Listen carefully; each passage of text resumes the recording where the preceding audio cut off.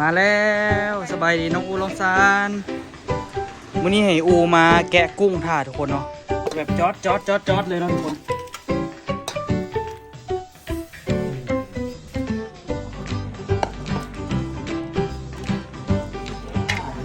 มาเด้อทุกคนเลยของแซ่บเด้อของแซ่บบ้านเฮาเด้อข้ามกับหิวอย่าอูหิวแห้งบ่หิวแห้งหรือหิวธรรมดาสบายดีมื้อท่านผู้ชมทุกท่านทุกคนเนาะที่เขามารับชมในตอนนี้เนาะมื้อนี้ก็เป็นมื้อปีใหม่แล้วเนาะทุกคนแล้วก็ตอนนี้นี่วันที่31เนาะตอนสวยๆเลยมื้อนี้มาอยู่ที่เฮือนอยู่ที่บ้านดอนนูนอยู่ที่เวียงจันทน์นะทุกคนเอามาที่เล่นอยู่นี่ก็หลายคนเนาะตอนนี้อูไอ้มดแอมแล้วก็3คนนี่แหละเขาเจ้ากำลังไปออกตลาดทุกคนเนาะไปออกตลาดไปซื้อเครื่องอยู่เครื่องกินมาไว้เฮ็ดกินในตอนแรงเนาะแล้วก็มื้อนี้เนาะตัวเลยออกไปซื้อขี่รถจักรออกไปเนาะขี่มอเตอร์ไซค์ออกไปซื้อกุ้งเนาะทุกคนเนาะมีกุ้งหัวใหญ่กับกุ้งขาวทุกคนมาไว้กินตอนสวยซ้ำซากเขาเจ้ากลับมาเพราะให้ไม่ได้กินข้าวนะทุกคนก็เลยแบบว่ามาจัดก่อนเนาะตอนสวยนี้เนาะเฮ็ดแซ่บๆใจแท้ก็อยากกินตำน้ำมันแหละแต่ว่าจักสิตำกุ้งใส่หยังมะฮุ่งไม่บ่พอมีมะฮุ่งน้อยอยู่ทุกคนพอใส่อยู่คันเทศต่ำกันเลยแต่ว่ามื้อนี้เบิ่งย่านมันบ่มันเนาะไปถอยตู้มาใหม่ทุกคนเนาะไปถอยตู้มาใหม่คิว12เนาะคิว12มื้อนี้ไปถอยมาปัดที่โถออกไปซอกน้ำแม่มืดเศร้าทุกคนนี่กล่องมันครบเซตเลยราคานี่ก็ประมาณ10,000นิดๆเนาะทุกคนแต่ว่าเสียงดังทุกคนเนาะโอ้สะใจขนาดเนาะมื้อนี้ก็เลยว่าพากันจัดเต็มมื้อนี้มีไอ้น้องมาทำกันเบิดทุกคนพร้อมหน้าพร้อมตาเลยมือแรงนี่เนาะก็เลยสิแบบจัดหนักจัดเต็มในนึงแต่ว่าตอนสวยนี่ก็เฮ็ดแนวอยู่แนวกินท่าเนาะเดี๋ยวไปเบิ่งน้ำกันเลยทุกคนสิปิ้งกุ้งแซ่บๆแล้วก็กุ้งขาวเฮ็ดเมนูอย่างเนาะไปเบิ่งกุ้งน้ำกันไปวันนี้มาเงินเอามือเศร้านี่ก็ไปเอารถไปล่างเนี่ยแล้วก็อันนั้นในทางล่องซานโหดได้เอารถมาฮอดต้องเอารถไปล่างพร้อมเนาะอันนี้เป็นกุ้งหัวใหญ่ทุกคนกิโลนึงอันนี้กุ้งหัวใหญ่นี่เอามาปิ้งเนาะทุกคนเนาะเมซุขันมากเมซุขันมักกุ้งอันนี้เป็นพิเศษเนาะตัวเลยซื้อกุ้งอันนี้ขอถามว่าอะไรแต่ว่าเอาไว้กินสวยซื้อทุกคนเด้อเรื่องการกินนะปีใหม่มันตั้งหากเนาะอันนี้ตัวชื่อกุ้งอันนี้มาโลนึงเนาะมาสู้กินทุกคนในยูร่องซานกับขั้นที่มีนั่นนี่ก็ยากทุกคนเด้มันบ่มีบนขายกับแพงบ่พอเป็นตาซื้อแพงล่ะมันแบบว่าเกรดบ่ดีนะกุ้งนะเขาเจ้าเอากุ้งเกรดต่ำมาขายนะมันเลยแบบว่าบ่อยากคักวันไหนเนาะอันนี้ล่างเอามาล่างขึ้นนิดนึงเอากุ้งมาบ่ได้มีแต่อันนี้อันเดียวเด้อทุกคนเด้อมีกุ้งขาวพร้อมเอาละล่างซ้ำซาหน่อยนึงเนาะแล้วก็กุ้งอันนี้ทุกคนกุ้งอันนี้บ่ฮอดกิโลซ้ำแต่ว่าก็เอามาเฮ็ดส้มตำกินเนาะกุ้งสดๆเลยถือว่าค่อนข้างสดเลยเด้อันนี้เป็นกุ้งที่แบบว่าราคาค่อนข้างแบบสูงอยู่เด้ทุกคนเลยเนาะสูงสมควรล่างแยกทุกคนอันนี้แยกต่างหากเอาไปแก้เฮ็ดกันนะอย่างเกาะเขาเจ้าเอิ้นกุ้งแซ่น้ำปลาแล้วก็เฮ็ดส้มตำเนาะใจแท้เอาคุยกับน้ำแจ่วแซ่บๆทุกคนคุยน้ำจิ้มซีฟู้ดคักๆเนาะเดี๋ยวให้ต้อมมาเฮ็ดแจ่วกุ้งซีฟู้ดต้อมเฮ็ดแซ่บก็ทุกคนแจ่วซีฟู้ดนะให้ต้อมเป็นคนเฮ็ดโอเคเนาะได้ทั้งหมดอยู่2อันประมาณนี้เลยทุกคนเด้อเต็มเนาะหยัดอัวซ้ำซาเขาเจ้ามาทุกคนเขาเจ้าคือที่ด่นอยู่ดูสิมันเอือบกุ้งในนึงนะทุกคนบ่มีธรรมดาตัวใช้รถดีแล้วก็แล้วแต่มันบ่มีรถดีไปรถดีพอดีเมดกลายเป็นรถบ่ดีเลยตัวสิเอือบกุ้งในนึงทุกคนสุดตามที่ตัวมาเฮ็ดเนาะตัวสิเอือบกุ้งให้มันมีรสชาติในนึงเราใส่แป้งนัวในนึงบองน้อยๆเนาะเดี๋ยวคนๆแล้วก็ไปเผาถ่านลวกไปเจ้าสิมาเอาห่อให้กุ้งตัวนี้สุกมาทุกคนเดี๋ยวตัวมาเผากุ้งท่าเขาเจ้าดีกว่าแซ่บๆนะทุกคนเผากุ้งท่าเขากุ้งโลนึงเผาเลี้ยงปลาไว้แล้วห่อท่ากินบัดเดียว ว่ายกุ้งเต้นแบบจอดเลยนะทุกคนกุ้งเผาอีหลีก็ไฟฮ้อนๆเลยตอนนี้ไฟฮ้อนกำลังได้ที่พอสดเฮ็ดให้เนาะ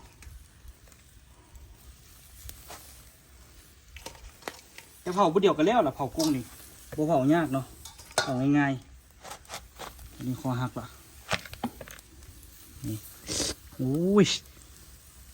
น่าแซ่บปลาปลาเหลือน่าล้ำขนาด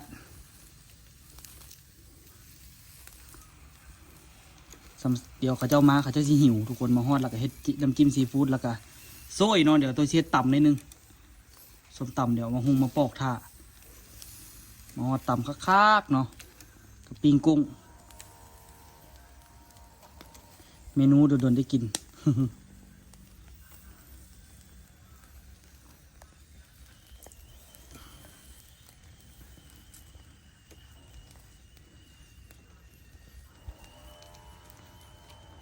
ที่จริงก็พอแล้วเลยแต่ตัวอยากเฮ็ดจะเป็นสุกในหนึ่งเส้น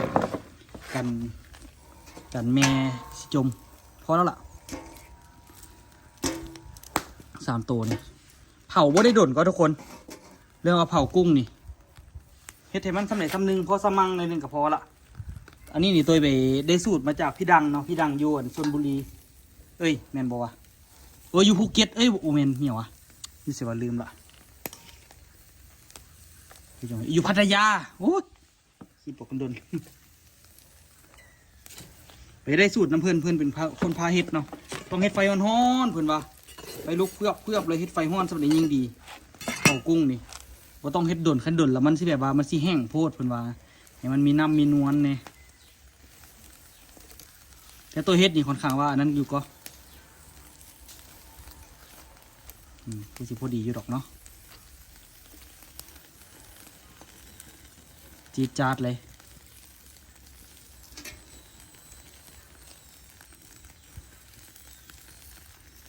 กุ้งห้องเลยทุกคน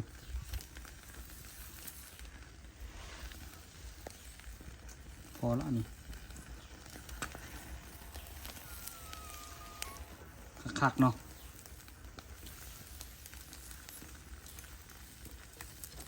มาฮอดเฮ็ดน้ำจิ้มซวยเลยแซ่บๆโลนึงกับโบได้มีอย่างเนาะทุกคนสิเบิดละ ปิ้งมือเดียวนึงสิแล้วละ นี่ลากกระถาเฮ็ดน้ำจิ้มแล้วจึงมาปิ้ง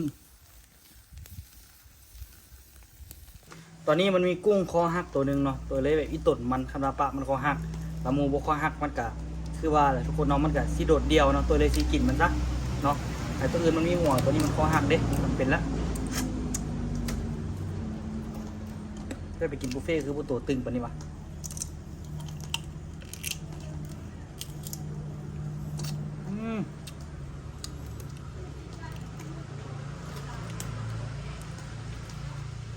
กินซีฟู้ดสุดคักเลยเนี่ย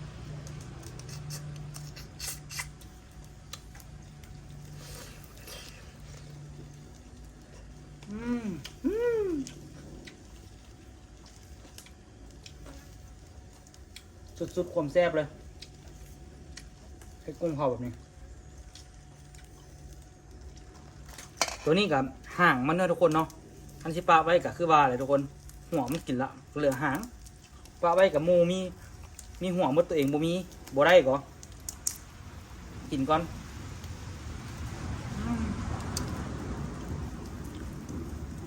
ไอต้นเด้เนาะถ้าบ่กินกับอีต้นบ่มีมู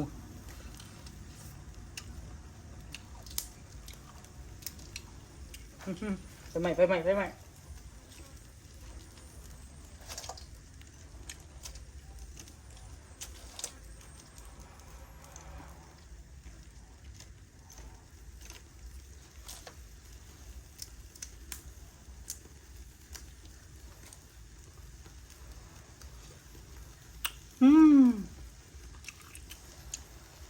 อะไร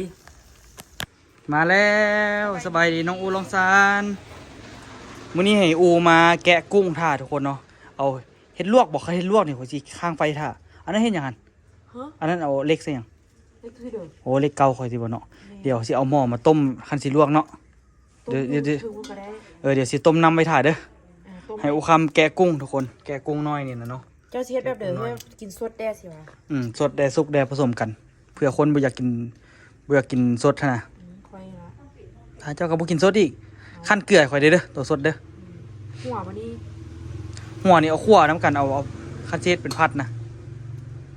เอาใส่ถ้วยนี่เลยข่อยล้างแล้ว บ่เอากระแป้งดีกาบมันดีอันนี้ เอาไปพัดรวมเลยแล้วกิน ไล่ให้ได้ว่ารถติดจอดทางในจนบ่ได้ เนี่ยเนาะ จนเดี๋ยวรถไปจอดอยู่อันฟากอะไรยางค่ะ แสดงว่าเฮ็ดนี่แล้วเราก็เริ่มเฮ็ดเลยแม่นบ่นี่ ลงมือเกียมเฮ็ดซีนเดี๋ยวแล้วกลับบ้านแล้วกับคอยปิ้งไปอ่ะคอยกินไปเกียมเครื่องพันเครื่อง ข่อยปรับตู้ลำโพงอ่ะนะลองปรับเสียงเพลงนึงนี่แหละออโต้ให้วื้ออยู่ส่วนสะอึกอยู่ มันคือสิให้โดนขนาดนั้นเนาะ ไม่สุกไปเอาไม่สุกโอ้ออโต้ในห้องข่อยปิดแล้วข่อยกำลังปิดลำโพงแล้วสิไปอ่ะนะโอ้สิไปหามันพอดียินเสียงไปเบิ่งคิ้วแดงกูละ สะอึกอยู่เครียดบ่กันโดน ส่วนที่เซาหลับคืนละ ไปที่ไหน นอนนี่ไม่สุกเอานอนไม่สุกก็นอนออโต้ก็นอนเดี๋ยวนี้ ฮะ ตาหางตาก็ฟื้นขึ้นมานะ บางทีถึงห้องเพลงเพลงเขาอย่างเงี้ย ทุยให้เขาเห็นยังเจ็บแล้วเนาะ อ้าวเดี๋ยวให้โอเกียมเนาะไปเฮ็ดเมนูกินมื้อนี้มีหลายคนอยู่เกียมเหมือนกัน เบิ่งลูกเลยเด้อค่ะว่า ไอ้ตีดิ ไอ้ตีเอาลูก มา จะยังที่ท่าไอ้ต่อเร็วอย่างไปเอาไอ้ต่อก่อน โอเคจัดไปทุกคนเอามื้อนี้ก็สิมาเฮ็ดเจลซีฟู้ดเนาะตะกี้นี่ก็โอ้เคยเปิดห้านเด้อ สบายดีทุกคน แซ่บอยู่เด้อทุกคน กระตื่นนอนนะทุกคนนะบ่ได้ออกซองตัวย่อยตั้งนานแสนนานเนาะไปอยู่ภูอยู่ผาอยู่ป่าอยู่ดงเนาะ คือการ ก็อยู่ฮอดสั้นฟ้าพุ่นน่ะกับเห็ดเทวดาแล้วทุกคน เอา มื้อนี้ก็มาเฮ็ดเจลซีฟู้ดแต่ว่าเป็นเจลซีฟู้ดสไตล์สไตล์แบบเป็นเจลหอยแครงสิซะเพราะเขาใส่ขิง ประมาณนั้นแหละแซ่บ ขิง คล้า นี่ ยๆ เขาก็ เจียวหอยแครง ขิงก็เป็นขิงที่พอปลูกเนาะนี่เนาะมันเป็นขิง ขิง แกง น้อย ขิ ขิ ง งแข็ง น้อยอันเอาสิใส่บ่หลายเพราะว่ากินมันค่อนข้างแห้งแล้วได้เป็นขิงตัวใหญ่ๆหั่นจะหอมไปอีกคนละแบบนี่ก็สิใส่นี่ก็มี เผ็ดกระเทียมขิงนะทุกคน อีกน้อยนึงเนาะ บักนาว3หน่วยผู้ เอามาปะไว้แล้วละนี่แล้วก็ นี่ครับมี ใบผักชีเนาะ หอมก็ทุกคนอันนี้นี่เป็นผักหอมที่พ่อปลูกเองทุกคน ใส่แล้วก็แล้ว มันบ่ใหญ่ ตำซะ ทุ เล ก ย คนมันบ่ใหญ่แต่ว่ามันหอม มันมีสิ่งเจือปนมานำนะทุกคนเนาะลกมัน บ่เป็นหยังดอกห้ามไก่ใส่เป็นหยัง หญ้า เออ นี่ใส่อันนี้แล้วก็เกลือ ใส่แล้วไหม ใส่เกลือนิดนึงเนาะเกลือตัวไหนเนาะ ได้เกลือนะมึงดูมึงสูตรมึงดู เกลือนิดนึง หน่อยไปนะคุณนะ เอาใส่น้ำปลาอีกเด้ เอาอันนี้นี่สูตรเฮ็ดห้านเลยทุกคนเด้อ ผมไม่เฮ็ดห้านเนาะผมแซ่บเนาะแทบไปรด2 บวงน้ำตาลดิ น้ำตาลนี่ดิ บอกที่เขาจับมานะว่ามันต้องได้มดเข้านะ อย่ามันธร รรมดา มัน นี่ มันเฮา ถ้าอยากให้มันแซ่บนี่มันต้องเป็นน้ำตาลปี๊บนะทุกคนเป็นน้ำตาลมะพร้าวใส่เข้าไปก็เอาวันนี้บุ้งใช้บวงเลยเอาสักหน่อยเนาะโอเคโคกบันนี้นะ กะเอาเลยเด้อทุกคนตับให้ส่วนผสมทั้งหมดมันเข้ากันเนาะ ธรรมดาเขาใส่แต่ห้าแต่ต้มต้องอยากใส่ใบต้องขี้ข้าน้ำมันห่วยเนาะ จะไปเลยก็ได้หอมเหมือนกันมาหาเบิ่งทุกคนผัดละเอียดแล้วทุกคนเราจึงซีมาเบิ่งน้ำกันว่ามันสิเป็นยังไงเนาะแซ่บน้ำกันนี่หลายๆคนแต่ว่าไอตีบ่ทันมาเด้อทุกคนไอตียังคาเอาลูกน้อยกับสิไปรับลูกอยู่โรงเรียนมื้อแรงเนาะเราจึงสิมาบัดเดียวป้าทุกคนตอนนี้คือกินตีดังแฮงเนาะกินขิงเข้ามาแบบสุดยอดเลย มะนาวทุกคนมะนาวสดๆจากสวนตัวหน่วย ตัวส่วนไอวันนั่นที นี่นะมะนาวแค่2 หน่วยนึงเนาะนี่ เอามาแต่หนองคายนาวโอ้เป็นตะคักอยู่เด้อหอมๆเลยทุกคน ปลาแบบนี้นะสอง เส้นนำบอก บอกใส่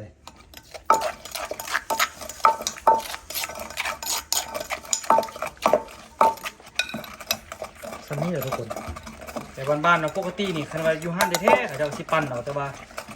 เฮ็ดแบบเร่งรัดเนาะกินไว ต้อยชิบ แซ่บเลยแซ่บก็เอาเลย ก่อนปาก ทุกคนเอาตำแล้วละทุกคนไอ้ตัวมาตำทะเลทุกคนแบบรสชาติจัดจ้านหน่อยนึงเนาะทีนี้จะใส่เกลือนิดนึงใส่แป้งนัวเนาะอันนี้ก็ต้องส่องซะทุกคนให้มันจัดจ้านเนาะ เพื่อเทสแบบเครื่องเอาหลายนิดนึงนะทุกคนน้ำตาลโอ้ถากกันได้ไหมตอนนี้อูกอะแยกมาเห็ดผัดกุ้งทุกคนเนาะ ลวกซื่อๆอ่ะ อ้าว เอาคนคิดว่าเจ้าซีพัดอ่ะนะพัด ต่ำมืดเลย นะ มันน้อยเดียวนึง โอ้ว่ะมืดเลยว่ะนี่ตำเลยว่ะนี่ อ แสดงว่าคอยตำเครื่องหน่อยเกินไปได้นี่อ้าวควรสนให้อุคำลวกกันตัวทีเพิ่มปริมาณในการเฮ็ดต่ำทุกคนมันค่อนข้างว่าหลายอยู่ได้นี่นะ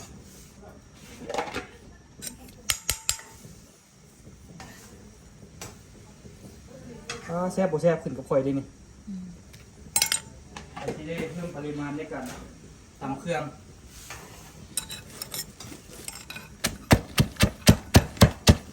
กล้องคือตาดื้อๆแท้อุ เอาตัวนอนห้องเขาหรือห้องแม่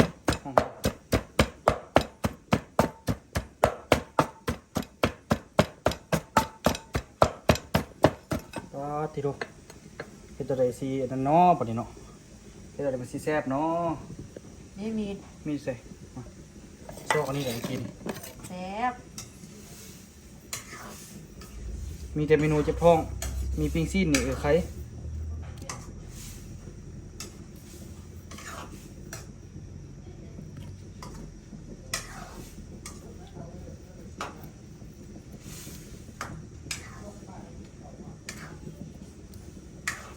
จัดเต็มเลยทุกคนจัดเต็มเลยมื้อนี้ตัวที่ใส่ปลาแดกผสมใส่ปลาแดกไม่จันน้ำหน่อยนึง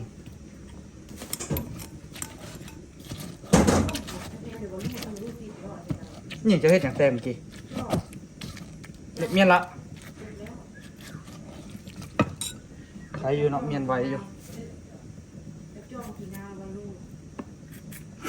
บ่เขาฮอดหม้อซอยมะเขือใส่กระไดเขาฮอดโคกพอพิษๆถือๆอะไรนี่ก็ได้หิวข้าวแล้วก็ทุกคนนี่โอ้โหมะเขือนี่ตัดเข้าไปซั่นขี้แตกเลยนอน มีหนอน อืม ของแท้เลยมะเขือนี่ มะเขืออยู่ที่นั้นนี่ได้นี่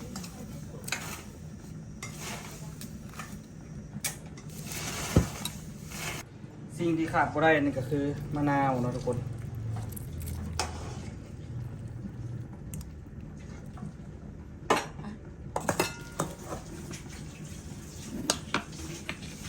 ต่ำตัวใส่อันนั้นเด้อทุกคนใส่เป็น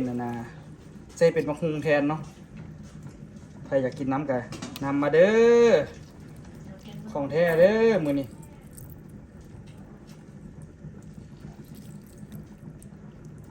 แกนมะนาวเฮียลกเต็ม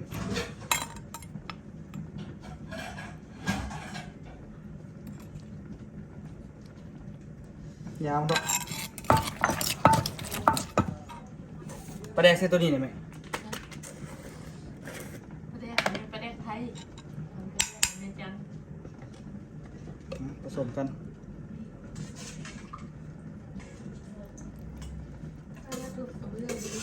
ปลาแดกทุกคน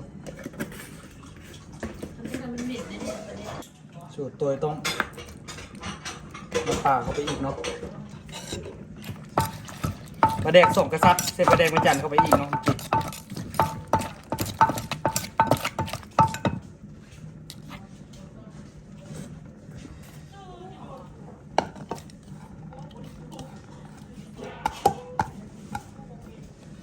เราก็ใส่หมักนาวเข้าไปอีกหมักนาวพอเมื่อกี้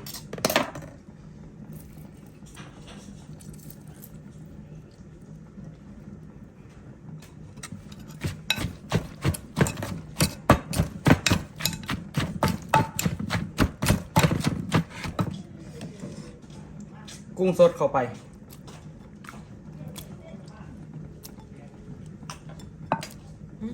กุ้งสุกลงไป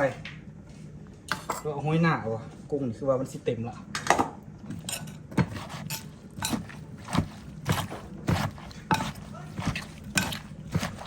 โอ้โหเต็มเหนียวขนาด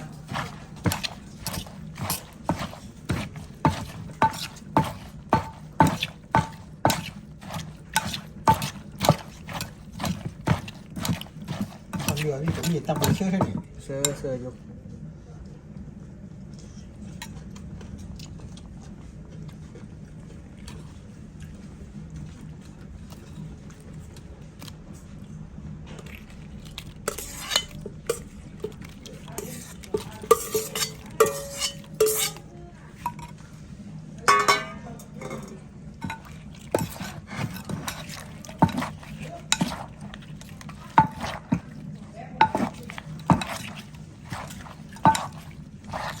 เรียบร้อยเนาะบ่ธรรมดาทุกคนครกนี่นี่ราคา ประมาณกุ้งมันหลายเลยทุกคน ประมาณ500อะไรทุกคนจริงสิคุ้มค่า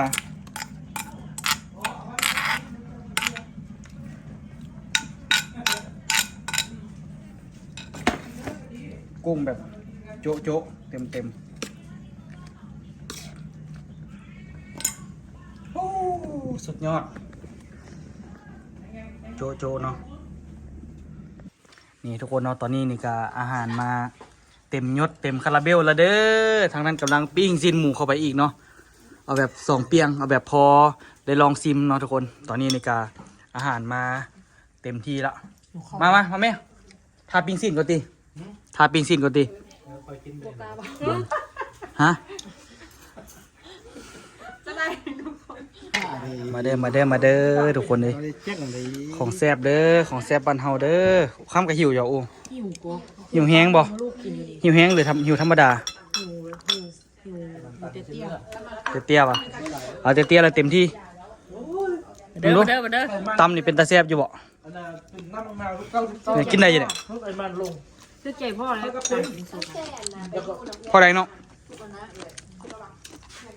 จะให้มันน่ะออกกำลังกายนักนิดนึงเด้มันออกจดๆเจ๊ะออกจดๆเจ๊ะก็ได้ซ้ำนั่นแหละ ทุกคนตำกุ้งสด มาไหมฮอนด็อกเอามาเลยฮอนด็อก เอ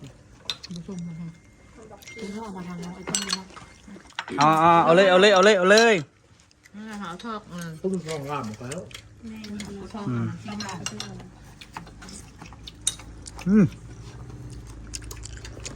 ปีกซีนหมูเป็นตาแซ่บกว่าน้องไหมเนาะ เป๊กร้าน ถ้ามีแต่3คน คนเนาะ เน้นมีแล้วก็ไอคนละซ่องนะแล้วตัวปลาอีเมออกเป็น พอดีเช้ากันเนาะนี่คิดเป็นทองล่าม มันไม่เจ๋งหรอวะทางอันนี้ คือลำโพงทุกคนเลยออกกันเด้อทุกคนลำโพงอันนี้เป็นลำโพงส่วนกลางเนาะบ่ให้เอาไปใส่อยู่เฮือนนี้ ผู้ใดห้อง มีแต่มารวมกันแล้วก็มารวมกันแล้วนั่นไปห้องไลน์ออกไลน์ ห้องไกลแล้วล่ะ ฮะ ตัวแล้วตัวเต็มหมดแล้ว เพลงเดียวนึง ขนาดมากเฮ็ดพ่อเลย เอาเขาเอิญอันโวมขอ เพ่งยังอยู่ ทำไปนี่ก็เลยหมดอัน น้ำฟ้าอีกไหม เอาฟังนี่อันนึง 1 เอ็ม เก็บละเนาะ ว่าเพื่อนแต่เพ่ยังที่บุษเศร้าจะเป็นในห้องเนาะ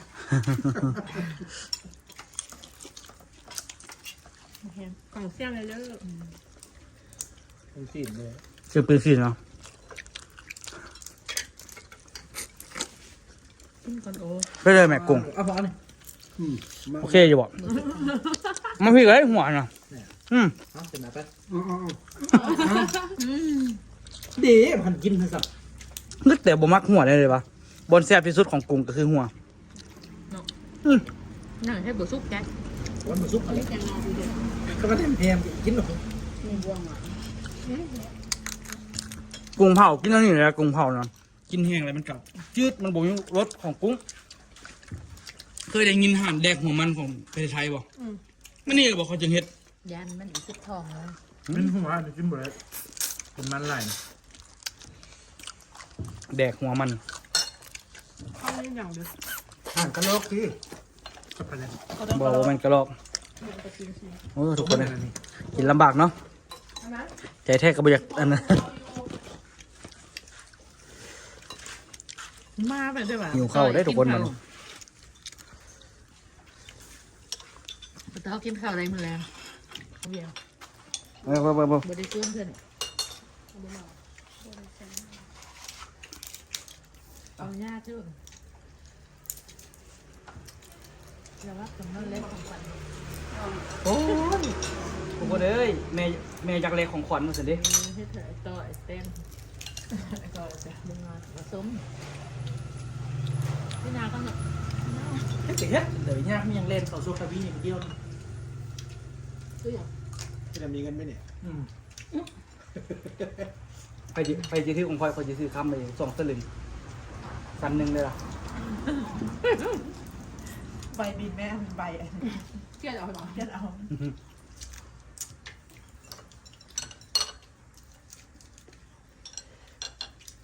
รู้สึกอยากกินซีนอะไรก็กินกุ้งเว้ย เราอุ่นให้โต เนื้อเลยเหรอ หนักกว่า แม่น ผมทอดเนาะพอคืนเอามืออยู่รักร้อย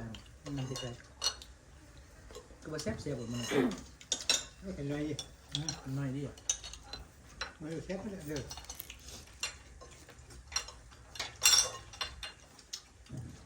แม่น ผมมันเข้าเจ้าชุกหรอวะ ขึ้นมือก่อนโอ้ยเป็นแม่นยังมาหุ่นเห็ด ไอ้ถูกมา อันซาตีก็ยาวสิ ทานสติ เยี่ยงใจมันเบิ่ง เอาล็อกมันเลย อุ่นดีท่าไอ้จำเลยไอ้จำเลย มีหยังเหรอ ไอ้จ เนี่ยตาม ตามเอ้ย ไอ้กล่องนี่สิ ำจ เงยหน้าได้ไหมลูก ำจ กำลังกินข้าว ำมากินเจ้าอุ่นจัดทาน เอ เด้ ออุ่น อ เครื่องค่ะ มันม้วนมือติ่งเลยนี่ ตามเราให้ลูกค่ะ4 โมง แล้วอีกงามก็เซ็ตเหรอเนาะไอโฟน16คนนี้เนาะ หน้าเดียวนะไอตีเนาะไอโฟนนี่นะ น้อยนี่หว่าบุญเงินหว่ะหมด เสียงดังฟังซัด มัน โบ บุญเงินหว่ะ อันนี้13พวกนี้16ของเรา ว่ะ เราคือเบอร์มันคือ ชุกเราได้นะ หน่วยคือของกูนะ 30เท่าไหร่ จริงๆมันเละนี่แหละ หน้าไอตั้มกับบักเรียว ข้างช่องเรา ๆจำ 30 เป็นเก้า เอาเลย หิว ตอนนั้นเลย ก็เลยว่าล่าเมื่อกี้ไปเป็นพ่อคานขายอย่างแต่เอาไอ้คนเลยแต่ว่าก็เลยว่าดินว่าเสียเนาะ มาแล้วกู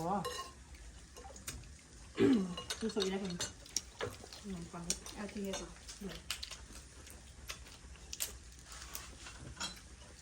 กับห่อได้ยูของเบืองหลัง เป็นนี่ มันปะมันหลอกนา หิวข้าวได้ป่ะนี่ ถ้ามาตอนแรกกินแล้วกินได้ด้วยค่ะ ได้ น่าจะจังหวง หมดคืน หมดคืน ได้หมดคืน ป้าเขาเจ้าคืออยู่ร้องสารคือจะไปเขาดาวอยู่บนกินเจียวมั้งเหรอเนาะ บ่ฮู้เด้อบ่หรอกพักตานก็บ่ไปดอก ผู้เป็นสื่ออะไรเนี่ย ตบมือเอาให้มันดัง เขา โอ้ยก็เปิดอันนั้นก็ได้เปิดโทรทัศน์ก็ได้มันจะงามบ่เสียเงิน ซื้อผู้มาจะบตื้อไหนตอน ขังไว้ดิว ขังมันไว้เด้อมื้อนี้เด้อ บ่ขังแล้วเป็นสีอะ เสียแท้มื้อนี้ ตันโตเปอร์เซ็นต์กระซอกตายเด้คือหมาดำฮอนดิซอกหรือว่าสิซอกในออโต้กับ ซอกอย่างที่รถตำมันเตี้ยนั่นน่ะคือรถต มาล้ำหน่อยนะ ำหมาดำมายาวๆน่ะลืมหมด เสี ติ ยที่จะทำ เพราะว่ามันแล่นจะรถตำของเซลล์พี่ตายอึ้งลึงอยู่ดิ ตำแล้วมันบ่ตายทำอิด มีเอินติโนนะ อืม เทียโนผมเห็นอย่างอื่น ดีเนี่ยจะอันเสีย บาทอิสกี้ดิ เนี่ยคือแบบ เจอ โรเจอร์ เบอร์เจอ เจอ คาฮัน เบอร์ขาหักอันนี้เรียม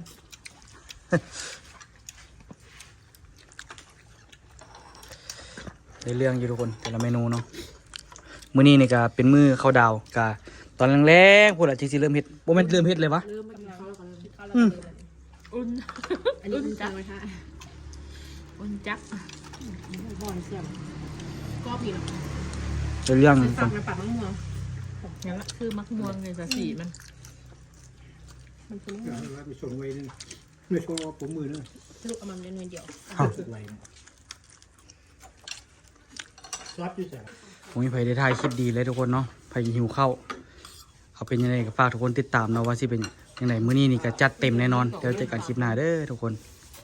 แซ่บๆ